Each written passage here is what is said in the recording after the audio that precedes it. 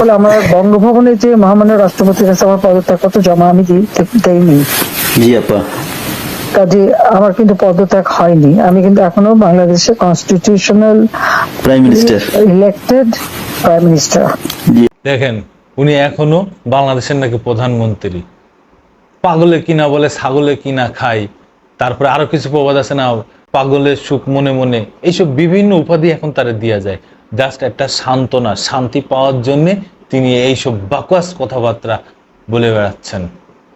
আবার দেখেন এই আরেকটা ফোন আলাপে বলতেছেন এই উপদেষ্টারা নাকি অবৈধ, বাংলাদেশে এরকম নাকি কোনো উপদেষ্টার কোনো পদই নেই, সংবিধানেই নেই, কিন্তু ওনারা হচ্ছে সংবিধান অমান্য করেছেন। সব সংবিধান আপনি জানেন, সব কিছু আপনিই জানেন, এই পৃথিবীতে আর কেউ কিছু জানে না। আমি আপনার নাম দিয়েছি কি জানেন? Mother of everything. বুঝতে পারছেন? মাদার অফ এভরিথিং, সব কিছু জানেন আপনি। পেঁয়াজ ছাড়া রান্না করতে জানেন, কাঁচামরিচ ছাড়া রান্না করতে জানেন, ডিম কিভাবে ফ্রোজেন করতে হয় সেটা জানেন, বেগুন ছাড়া কুমড়ো দিয়ে কিভাবে কুমড়ো চপ বানাতে হয় সেটাও আপনি জানেন। উপদেষ্টা বলে আমাদের কোনো পদ নাই। জি আপা।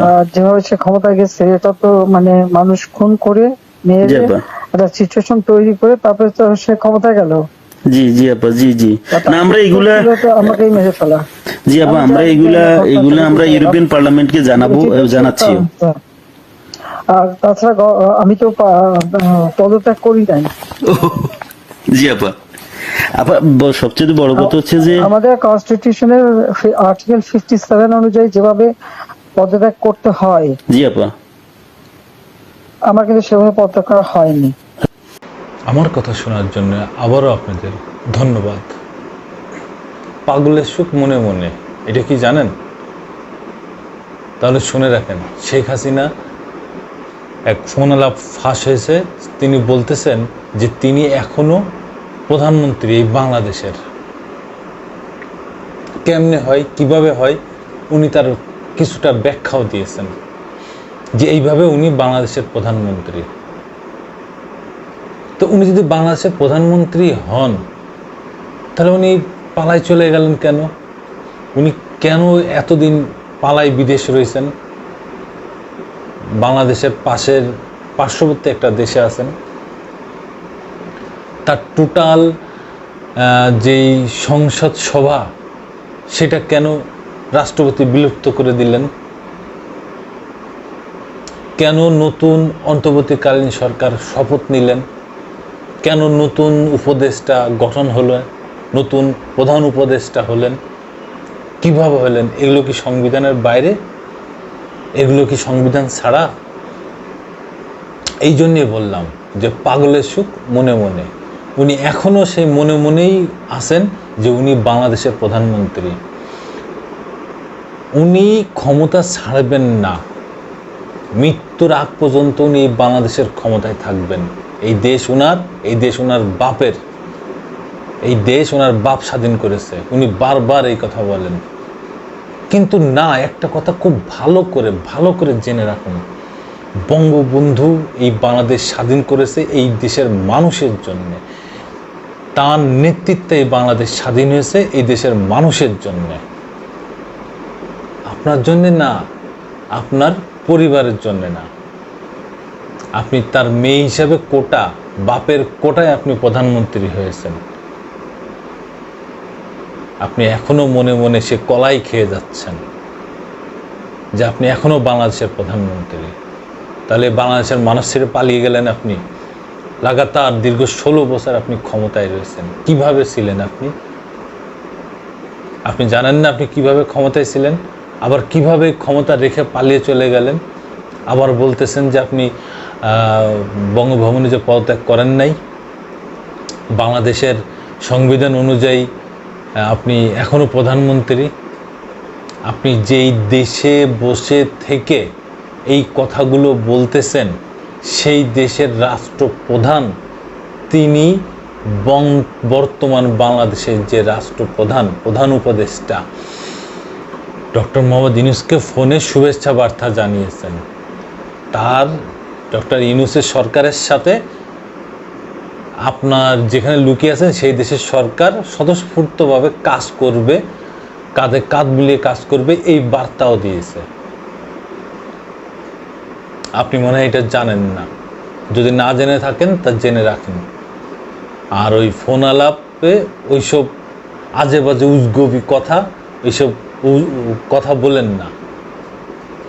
আপনি কি করেছেন বাংলাদেশের জন্য, কি অর্জন আছে আপনার বাংলাদেশে? আপনার আগে যে প্রধানমন্ত্রী ছিলেন সেগুলো বাদ দেন, আপনি যে লাগাতার 16 বছর এককভাবে যে ক্ষমতায় ছিলেন, এই বাংলাদেশে কি অর্জন আছে আপনার? বাংলাদেশের জন্য কি বয়ে নিয়ে আসছেন আপনি? কি অর্জন করেছেন আপনি বাংলাদেশের এই 16 বছরে? একটু দেখান তো। আর ইউনূস সাহেব কি অর্জন করেছেন জানেন?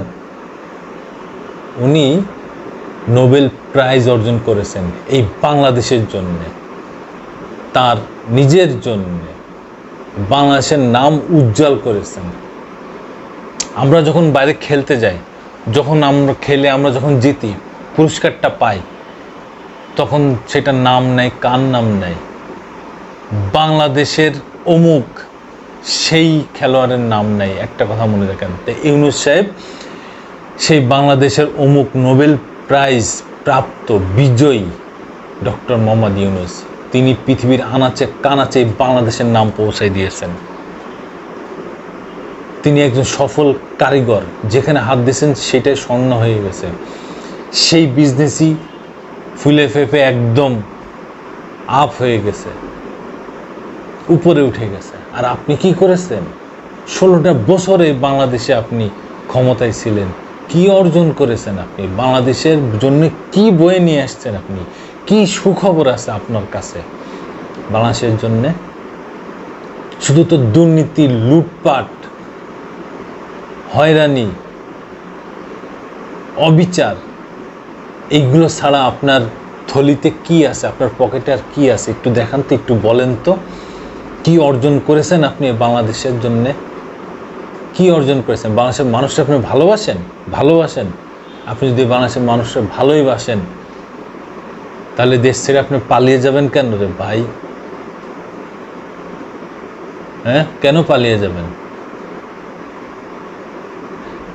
একটা উদাহরণ দিই, বাংলাদেশ জামায়াত ইসলামী, তার বড় বড় নেতা, প্রথম সারির নেতাগুলোর ফাঁসি হয়ে গেছে না? ফাঁসি দিয়েছেন না আপনি?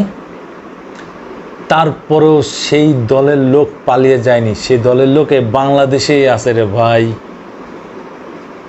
কত কিছু না স্টিম রুলার চালিয়েছেন তাদের পরে, তাই না? আচ্ছা, তারপরে বিএনপি নামক এই দলটা, বিএনপি জাতীয়তাবাদী বিএনপি দল,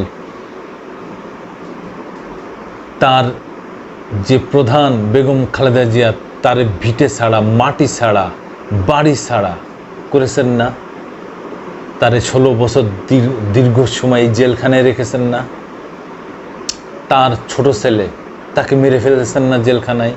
তার বড় ছেলে দেশ ছাড়া করেছেন না? তারে মাইরে, এই দেশতে মাইরে পিটায় মাজা ভেঙে দেশতে বের করে দিয়েছেন না? তারপরও সেই দল, সেই বিএনপি দল এখনো বাংলাদেশে বুক ফুলায় আছে, টিকে আছে রে ভাই, পালিয়ে যায়নি। ওই জামাত ইসলাম, জামাতের যে দল, তারা কিন্তু দেশ ছেড়ে পালিয়ে যায়নি। বিএনপি এত অত্যাচার করেছেন, পালিয়ে যায়নি দেশ ছেড়ে, নিশ্চিহ্ন হয়ে যায়নি।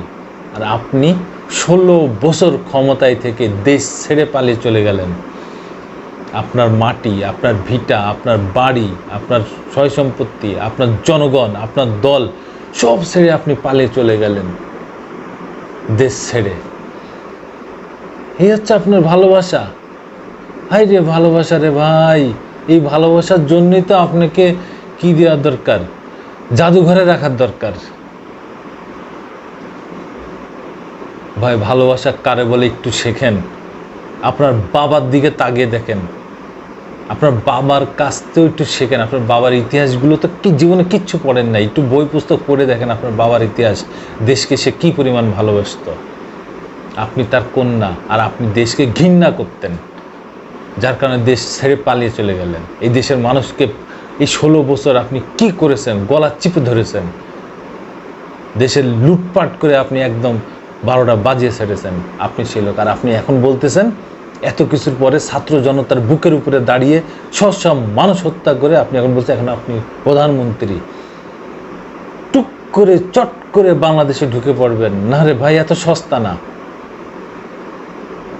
এত সস্তা না। আপনি আসেন না বাংলাদেশে, বাংলাদেশের মানুষ আপনার জন্য অপেক্ষা করতেছে ভাই। দেখছেন না বেগম খালেদা জিয়া এত অত্যাচার করার পরেও দেশ ছেড়ে যায়নি, দেশের মাটিতেই তিনি পড়ে আছেন। আপনি না বলেন আপনার এই দেশ, আপনার এই জনগণ, আপনি এই বাংলাদেশকে সবচেয়ে বেশি ভালোবাসেন, অথচ দেখেন আপনি আগে পালিয়ে গেছেন এই বাংলাদেশ ছেড়ে, সবার আগে আপনি পালিয়ে গেছেন। এই হচ্ছে আপনার অবস্থা। আপনি যে উপদেষ্টা নিয়ে কথা বলেন, সেই উপদেষ্টা দেখছেন, এই উপদেষ্টারা কোনো পদ না, পদবি না, অমনি হাওয়া হয়ে গেল। উপদেষ্টারা সংবিধান মেনে উপদেষ্টা হয়েছে, একটা কথা মনে রাখেন। আপনার মতো অবৈধ পথে ক্ষমতা নেয়নি তারা। ধন্যবাদ। আমি প্রিন্স, আবার আসবো নতুন কোনো কথা নিয়ে, নতুন কোনো ঘটনা নিয়ে।